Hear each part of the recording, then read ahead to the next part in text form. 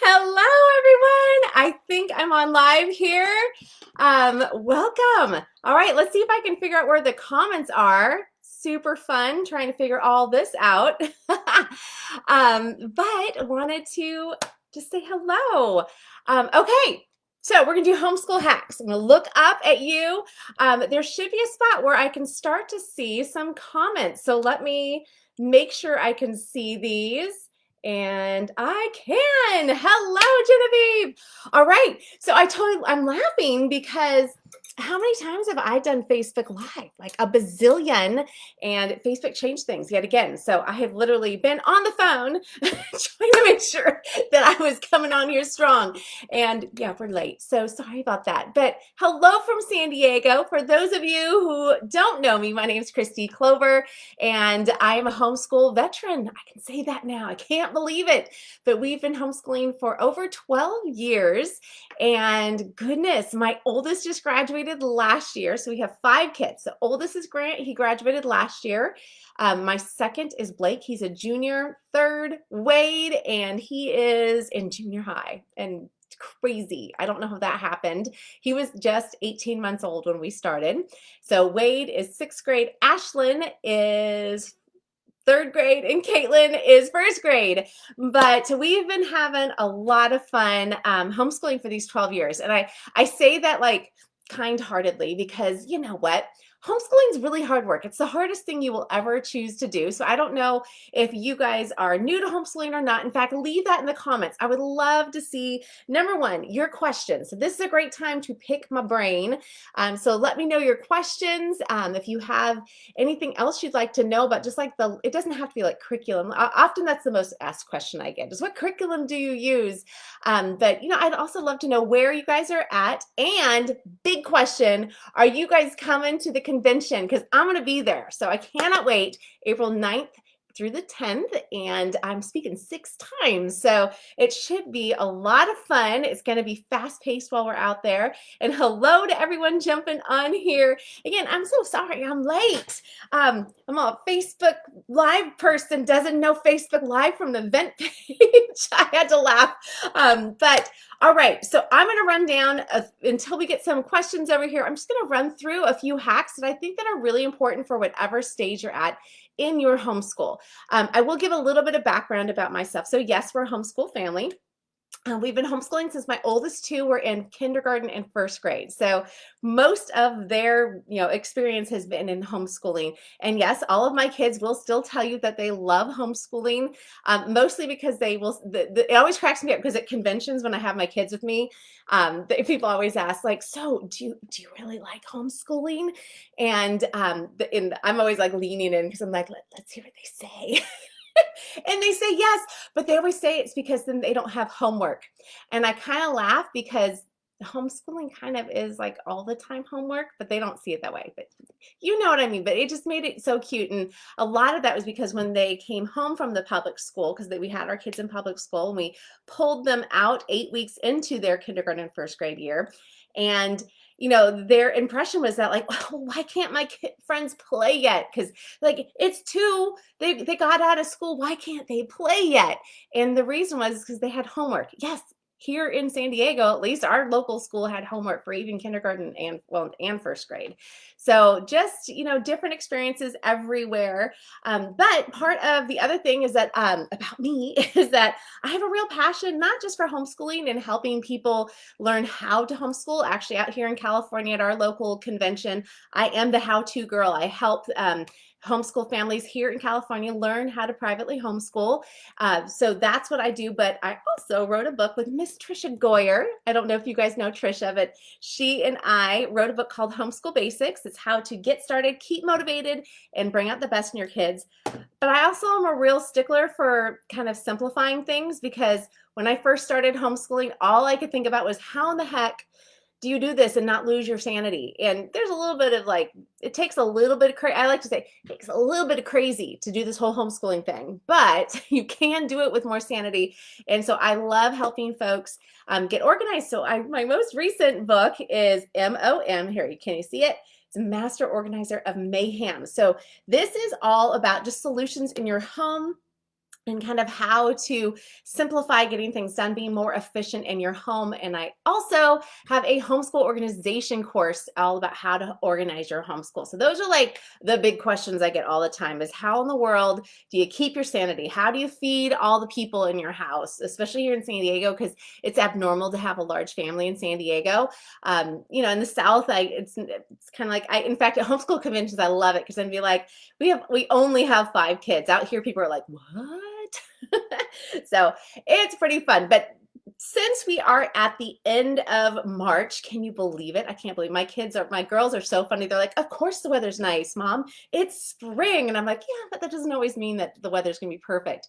But what I typically get asked with this time of year is kind of how do you handle those end of school year blues kind of thing, like, can we be done yet? And trying to stay motivated with homeschooling. So I wanted to share a couple things with you there because I don't know about you guys, and I'm trying to make sure that I'm checking comments here. And I see some good ones. I'll come back over there in a second. But it's definitely hard to keep motivated when you're tired. I'm usually tired and my kids are tired of school too. So managing that at the end of the school year. So what I find is one of the tricky things is that we kind of all get stuck, especially if you were a public school person. Like if you came out of the public school system, you kind of think, well, I gotta do everything like they do it. And the sooner you can let go of that and embrace your school as your own, and as an opportunity to give your kids a personalized school experience, well, the sooner you're going to find a lot more peace and joy in your homeschool. So end of the school year is the perfect time to do that. So what I highly recommend is, number one, if you have not had a break yet, take a break because it gives you a little breather and some time to just relax. But the second thing, other than taking a break, is going to be to kind of look over what you have left for the year. And the power of the X is cross things out, skip things. Never be afraid to skip something, especially since with history, I mean, well, don't skip like language arts, especially the learning of reading and writing, that is sequential. So is math. Math is sequential. So don't skip that stuff. But what you can skip are parts of science and parts of history, because those tend to come back around and you're always learning and going deeper constantly within the homeschool and the school year time frame. So not school year, but your entire course of their education, they're going to be learning things again and again and again. So if there's one small war in the past that you skip, you'll probably get to it later on. So don't be afraid to skip around. And here's the other thing. It's always a great time to maybe look at a unit study. Unit studies are basically when you take something your kids are really interested in and you figure out how to do all the different subjects around that. And if you are feeling burnout or your kids are feeling burnout, it's a great time to look at unit studies. So if your kids, like right now, we have friends who have puppies. So we have been loving going and visiting puppies. So I could create a curriculum and not from like, you know what I mean? Like not like create this big, huge thing. So like when I say create curriculum, I don't mean, whoa. I just mean you can create different things like a plan for your school year around puppies or cars or whatever your kids happen to be interested in. So you're just going to like look at the basics. What are some books on puppies? Again, example, the science behind, dogs or, the different types of dogs and, the eating, like how to have a healthy dog. You could do that. You can do field trips. You can do all kinds of things that help your kids learn and just pick a subject they'd be interested in. But this time of year, it definitely is difficult because it gets exhausting. It's exhausting. It's been a long year for everyone. It's been a long couple of school years, right? I need an amen on that one. But all right, so let's go over here. So Genevieve is asking, would love to hear organizational hacks for a mom of many kids. We'll definitely touch on that. Then how do I balance school and work and social engagements? Well, I'm in San Diego, so there's no such thing as social here. No, I'm kidding. But that is kind of how things have been around here for just a long time. And I know people in other states are finally getting to be social, and that is just so awesome. So balance, when it does come to balancing all the things, I think it's really important to sometimes put pen to paper and really look at what your commitments are. You can't do everything, and that's why it's really important to really sit down, especially with your spouse or with even with your older kids, and sometimes including some of the younger kids, and kind of pick like, what does everybody really want to do this year? And then you guys ultimately as parents have the veto ability, but being able to say, you know what, we don't have time for this year. So I like to tell people, like, we try to include memory verses into our school curriculum. So there's been, when we originally had our oldest boys in Awana, and I was finding that like Awana was really messing with our schedule because we had so many other things we were doing. And as great as Awana is, I don't know if you guys have Awana, I might be saying Awana, and a lot of you are going, what? Awana is usually a church-based ministry where kids are learning memory verses. So it's really great program. We love it and highly recommend it. But it was just one more thing. And so since we already had Bible memorization in our homeschool, we went ahead and skipped that program. So just kind of trying to take a look at, so what are some of your goals? So if you are, obviously your family needs to eat, so you need to make sure you're scheduling time to be able to go to the grocery store and get basics done. But that is a priority. But maybe some of the extracurricular things that your kids are doing, you might have one kid pick one thing to do in one season, and then another kid gets to pick what they do the next season. So that's just an example. There's so many different ways to juggle and balance different things, which is actually why one of the programs I'm going to be doing, one of the sessions I'll be doing at the convention, is all on how to balance, how to juggle all of the things. And I think a big thing that as homeschool families we tend to do is we tend to take on way too much. There's this pressure, maybe not as, if you started homeschooling this last year, you probably haven't felt as much of the pressure as you will moving forward once, kids are going back into school. Because I think when everyone in the world was forced to homeschool, you didn't feel like I'm the odd man out. So if you made this homeschool decision right now, that's phenomenal. And you had like this awesome year to kind of get some experience and figure out what that looks like for you. But moving forward, it really sometimes feels weird when people are like, wait, we're all putting our kids back in school. Why aren't you? So trying to really figure out, how to articulate that, hey, it's okay. I'm giving my kids a private Christian education at a fraction of cost. And, this is something that I discovered that we really love homeschooling. So look for your why and write that down.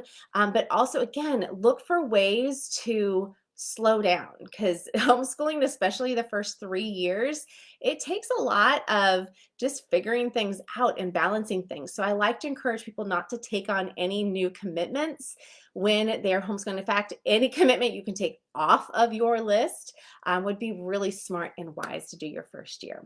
All right, so we'll get to the homeschool organization thing. So you were homeschooled. We always feel like a newbie at the start of every year. Yes. Well, number one, that is so cool. That I love hearing people who have been homeschooled who are continuing to homeschooling. That is just so encouraging to me, because like that's my dream and passion for my kids, that they'll have had such a great experience that they're going to want to go on and homeschool my grandkids, because someday I'm going to be a grandma. So crazy to think about, like we've come that far, but we have. I mean, my oldest is going to be 19 next month, and it's just, that blows my mind still. So that's exciting. But yes, every year there's something to get excited about. So we should always keep a little bit of that, like, I feel new to this energy, because when you do start kind of being like, another school year, it's not going to be as fun for your kids, and it's probably not going to be as fun for you either. So you want to maybe switch things up a little and have some fun. So oldest likes to tease me that we only finished through, I know, lessons 54 in third grade math. She's now an ER nurse and figures out prescription dosages in her head frequently. You know what? That is a thing. And I remember when I first started homeschooling and I was going to conventions, that I was so blessed by this one mom that got up there and she's like, you know what? One of her kids always struggled with spelling, always struggled. She tried every spelling curriculum she could possibly get her hands on. And she goes, and you know what? My kid graduated still struggles with spelling. She goes, but has a job where he needs to know how to spell, but he uses a dictionary and he uses spell check. And so that's the thing that we have to get out of our, I guess it's the pressure, out of our minds, with the pressure that we take upon ourselves, is that we have to teach our kids everything. No, we don't. You want to teach your kids to have a love for learning, because they're always going to be learning. The school system does not teach you everything you needed to know and everything you will ever have learned, right? We don't stop learning just because we graduated from high school. We don't stop learning if we get a, upper, a college education. So we want to be always learning new things. That's healthy. It's good brain health. But and you can even tell that to your kids too. Like, look, there's going to be gaps in your education. There's gaps in everybody's education. And if they're passionate about something, they'll figure it out.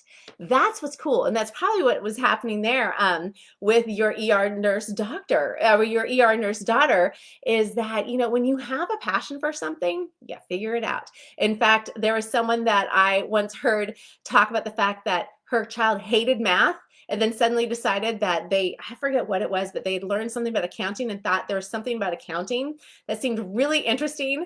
And the mom was just like, you're never going to figure, like, she thought that, right? She thought, okay, well, I don't know what we're going to do, because accounting has a lot of math.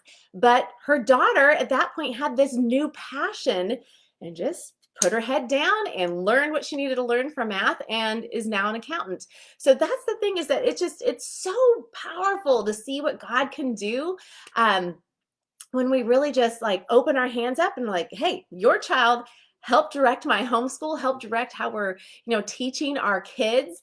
So it's really powerful when you, number one, and I should say that, yes, I am a Christian homeschooler. And so, when I try to invite the Lord into helping me figure out how I want to, or, homeschool our kids, what curriculum should we be using? We also pray often for God to reveal our kids' passions, and so that we can, and their talents, so we can try to kind of foster that along the way. And what's been fun is that, especially as we have one who's graduated and another who is close to graduating, we've been able to tweak their education, because always you have to know your state laws and what's required in your state. So I will not speak to Missouri, Kansas, wherever you guys are coming in and streaming from. I can talk a lot about California, but that doesn't help you probably, or you might be tuning in from another state. But you need to know your state laws. So you need to know your state laws for graduation. What do your kids have to have in order to graduate? But on top of that, you can really tweak things around and make it be something they're passionate about. So my oldest loves writing. He's an exceptional writer, and he loves reading. So a lot of his English was all around reading classics. So I kind of just gave him free rein to read all these books he'd wanted to read. Now, my second does not love reading. That's not his passion at all. But he will read because he has to learn. But he loves photography and other things that are creative. So one year in our co-op, a friend of mine taught a photography and graphic design class. And so we're always trying to look for things for him to get involved with that really help to build his talent base. So that is another way that you can also help your kids not get burned out, is when you're not only, like, we think unit studies for little kids, but we can really tailor our kids' education towards their strengths. So I love that. Wait, I didn't know I wasn't taught phonics until I taught your daughter. Okay. Oh, and Kristi also mentions join HSLDA. That is the best way to know what your state laws are. So I highly, highly recommend HSLDA. I mean, we're lifelong members. We did the math early on. We're like, we have how many kids? What's an annual membership? Well, we'll just be lifetime members. We're like, we'll save money. And we still give to them because they are just an organization that is so special, and they do so many amazing things to help homeschool families out there. So I highly recommend checking out HSLDA, especially if you want to know your state laws, which are kind of something you need to know when you're homeschooling. Okay, so I want to get back to touching on organizational hacks for moms with a lot of kids. So this is going to be a funny starter. I'll talk about my crate system, which is downstairs. I'm sorry, I'm doing this upstairs because I can close the door here. But I do have a crate system that we use. But what I always recommend for families is every child needs to have a clipboard, because a clipboard equals, it's, first of all, it's a small chunk of work that they can get done. So it's very manageable. So your kids can see, when I'm done with the work in the clipboard, I'm done. And sometimes it's a checklist that's on that front page. So if you need them reading certain things, you can create a checklist. And even if that checklist has a whole week's worth, so however you want to kind of make it work for your child, actually, not even for your whole homeschool, because what I found is every kid is different. I have some kids that will literally take everything they need to get done for the week and shove it into clipboard, and they are fine managing it that way. Other kids would melt down and not even know where to start if I put that much work in their clipboard for the week. So we just do one day at a time. So you really need to know your kid. But what's great with the clipboard is it is homeschool on the go. You can homeschool upstairs, downstairs, under the table, on the couch, at a desk. You can go in the car. You can be, I had my kids take it with them if we had to do a doctor's appointment. Then they're just sitting there doing their schoolwork while we're at a doctor's appointment. Literally wherever you have to go, it suddenly makes it really manageable to keep everything in one place. And if they are out and about, you want to teach your kids not to just be like, I'm done. We laugh because we're sometimes at the end of the day, I'm like, okay, homeschooling happened there and there and there and there and here, apparently, because you can kind of see it goes everywhere. So here at home, they're supposed to have an inbox that everything goes into. But if you're out and about, you don't want them leaving work behind in the doctor's office. So just teach them to tuck it behind. But I really recommend clipboards for every single child. It's, again, manageable, helps them to really start to learn how to put things together. As far as for the morning, teaching them how to get their work for the day and what that looks like. So the crate system. Now this book talks a lot about getting organized, but this book, Homeschool Basics. So in Homeschool Basics, I do share some of my organizational tips. If you go to homeschoolorganization.com, that's where you can find all kinds of information about a course that I put together that goes through in detail. I have got printables. I talk you through how to prep and plan for your entire year. And basically how I show people to do is you plan your entire year into a crate. And it's amazing. And I kind of stumbled across this when I was trying to figure out this homeschooling thing, because I would Google how to have how to organize my homeschool, and I had pictures of pretty homeschool rooms. So I'm like, that doesn't really help me. I need to know how to be organized, because you have a lot of stuff, right? Stuff comes along with homeschooling. So with Homeschool Basics, I did go ahead and write about my crate system, so you can see it there. You can find information and get about it, of course, in the course. But basically, what the crate system is it's just a crate. I have we use 34-week system. I did add 2 more weeks at the end for my high schoolers. But I find that with my elementary and junior hires, my goal and my plan is to do 34 weeks with them. We always do extra weeks just because you get behind, you're kind of pushing things out. But that way I don't have as much work to try to tackle. So I'm trying to keep it kind of concise into 34 weeks. Then I'm looking at, breaking down each subject into those 34 weeks and what's manageable to get done. And I tuck their work. And so my entire family ends up in this crate. I plan by week, not by day. I don't use a traditional planner. In fact, my course shows people how to create your own planner, which is really helpful, because that was the first thing I did my first time homeschooling. Is I was like, I'm gonna be a teacher. Okay, I'll go get a teacher planner. And so I luckily only penciled. I'm glad I penciled, number one. Number two, I'm really glad that I only went 6 weeks in, because I was still trying to figure everything out. Because by the end of the first week, I'm crossing out and putting arrows, and lots of eraser dust was everywhere. So it was really overwhelming.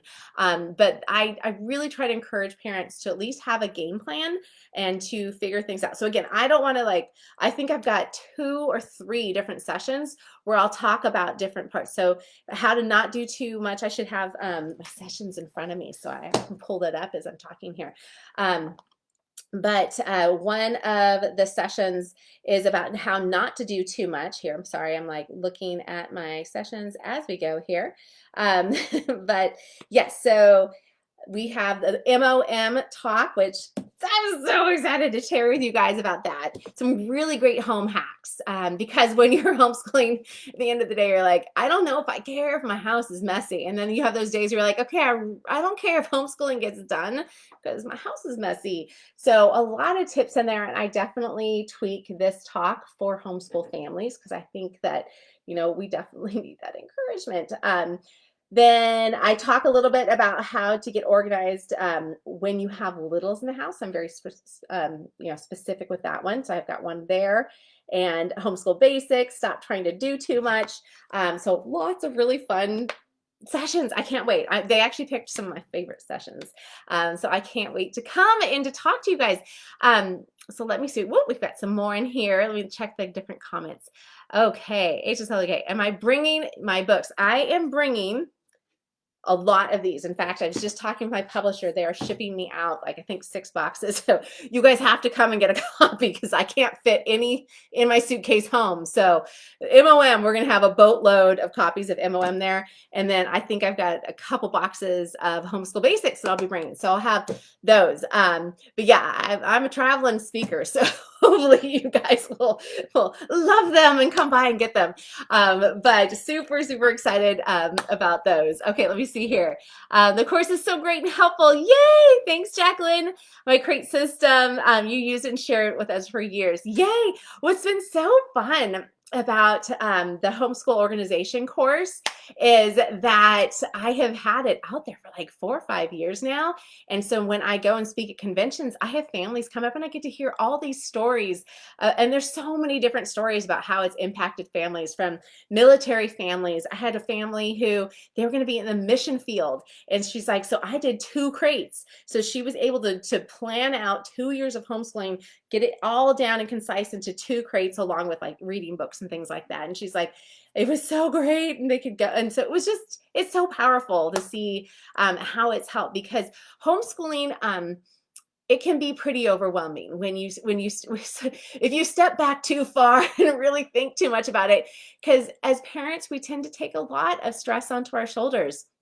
We're worried that, will we give them the quality education that they need? Will we miss something? Will they fall behind? Will they? We have all of these things that we put on our shoulders. And I really want to encourage you that don't stress about those little things, because if you are pouring into your kids and if you teach your kids to have a love for learning. So my 2 goals with homeschooling, by the way, I'll start there, is that I want all of my kids to leave our homeschool with a love and a passion for the Lord. That is my number 1 goal for their lives, is that they will love and follow the Lord every day of their life. So love of the Lord. And number 2 is a love for learning, because I want them to be lifetime learners. I want them to, I have a question about something, I'm going to go learn that. And the best way is to model that. So when they see you not know how to do something, go and learn about it. If you're doing something in school and your kids ask you a question, instead of feeling like, oh, I'm defeated, I don't know this. Number 1, just know that obviously you have a hole in your education and you did okay. You made it through adulthood. So you made it all the way to adulthood, not knowing that fact. In fact, homeschooling will show you all of the gaps in your education. But with homeschooling, go and learn that. In fact, our first few years of homeschooling were hysterical, because I think it was our 3rd or 4th year is when then we ended up doing American history.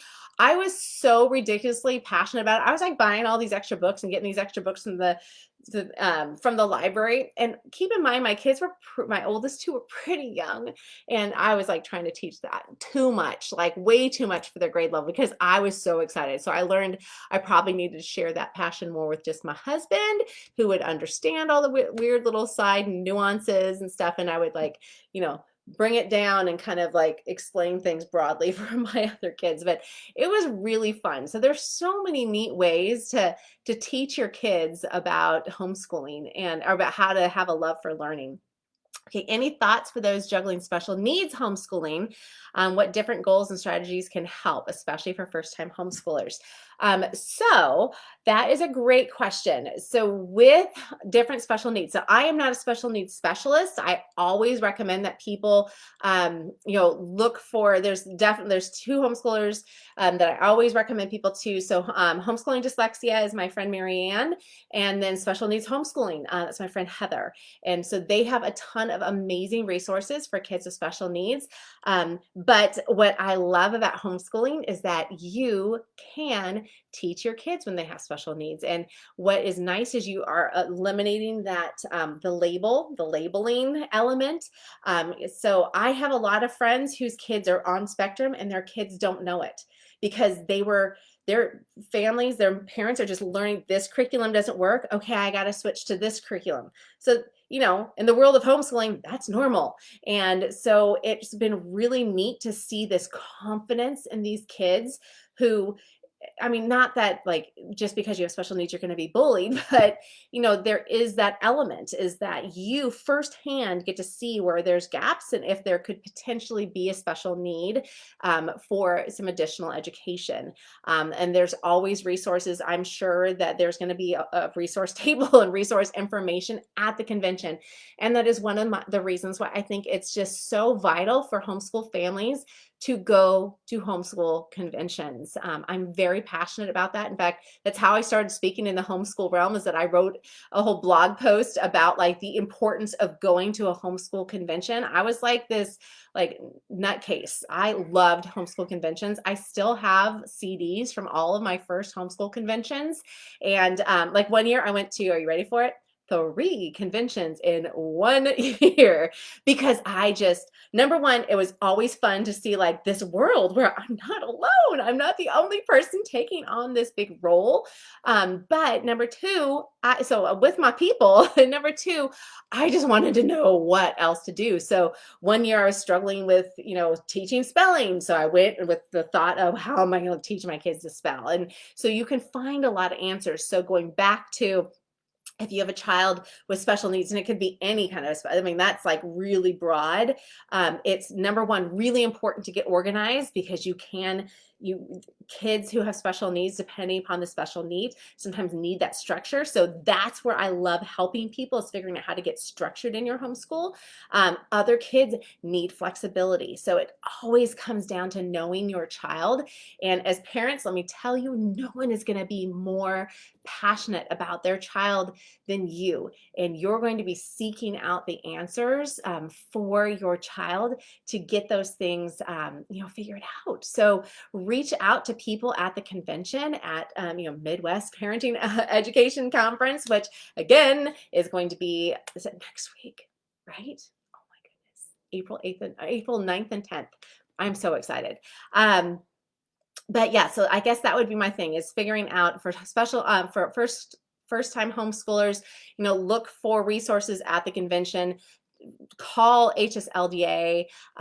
There's so many great resources out there. So anytime you are feeling, just quite frankly, if you ever feel inadequate in a specific, like in speaking, in a specific area, do not be afraid of just, reaching out. Call HSLDA, look for the resources online, do a little Google search. There's going to be answers out there. So I highly, highly recommend that. Okay, let me see if I missed anything here. I think I got everything, but if you guys have any additional questions here, I'll sit here for a second. But yeah, I'm trying to think of what else you guys might want to talk about. That's what's fun. Again, I'm sorry, I was like running late trying to figure out the whole face. I know for you as the viewer, it probably looks the same, but it's like all totally different. Like the comments are over here, not over here. So it's throwing me off a little, but it's kind of fun. But I don't see any more questions coming in here, but thank you guys so much. I am really excited. to have you guys, come to the convention. I can't wait to meet some of you guys. I know some of you might be streaming, and that's fine. I'm going to have lots of great information about how to get some of my resources. We're there. So, I mean, like number one, you can go, I should probably mention that. So KristiClover.com is where you can find all of the information about my homeschool resources. I have a little button at the top that says homeschooling. If you go to KristiClover.com, you can do either /homeschooling or homeschool help. Both of those two pages have a ton of information. I'll come in at the end and we'll add those links for you. But I can't wait to see you guys. Woohoo! Gonna be traveling. It's my first, you say a little prayer. It's my first time traveling through all of this. So it's a little weird, but I'm really excited. So you guys are worth it. I'm coming to you. And I was giggling because, Kansas City, Kristi Clover, right? Whoops, wrong side. KC is coming to KC. So there we go. How silly is that? But you guys have a really great rest of your evening. If you want more answers, by the way, put them in the comments. I will be coming back over here. So if you missed this live, add your questions to the comments here on Facebook. And I'm always available. I love Instagram. So come and find me over on Instagram. I'm still in control of MPE's Instagram account tonight. So I can still answer your questions over there tonight on Instagram, but I love answering questions and helping people feel confident in their homeschool. So you guys have a great rest of your evening, and I will talk to you guys next week live. Bye, everybody.